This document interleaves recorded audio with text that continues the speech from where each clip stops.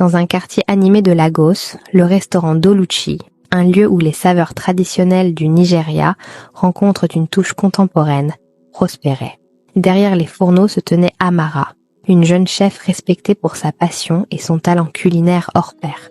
Mais peu de gens savaient que derrière son sourire se cachait une âme tourmentée, celle de Funmi, une femme dont les rêves avaient été brisés par une tragédie survenue des années auparavant. Funmi, autrefois pleine d'ambition et d'espoir, avait rêvé d'ouvrir son propre restaurant, mais le destin en avait décidé autrement. Un soir, alors que l'atmosphère effervescente du restaurant battait son plein, Zaram, un client fidèle, remarqua quelque chose d'étrange chez Amara. Ses gestes, son regard, tout lui rappelait une femme qu'il avait connue autrefois, Funmi. Funmi, qui avait mystérieusement disparu des années plus tôt dans un accident tragique.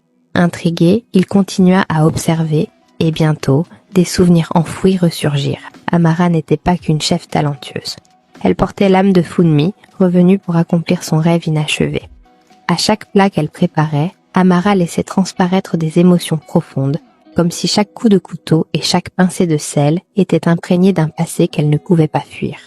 Les clients adoraient ses créations, sans savoir que chaque bouchée contenait une part de l'histoire d'une femme morte. Oluchi, la propriétaire du restaurant, l'avait embauchée pour ses talents, mais n'aurait jamais imaginé la connexion surnaturelle qui liait Amara à son établissement. Un jour, une vieille femme, Adaku, qui se souvenait bien de l'histoire de Funmi, franchit les portes du restaurant. En voyant Amara, elle sentit immédiatement que quelque chose ne tournait pas rond. Elle reconnut dans ses yeux une tristesse profonde et, surtout, l'ombre d'une vérité plus sombre. Adaku, connue dans le quartier pour ses connaissances mystiques, commença à observer la jeune chef de plus près, certaine qu'il y avait plus qu'une simple coïncidence.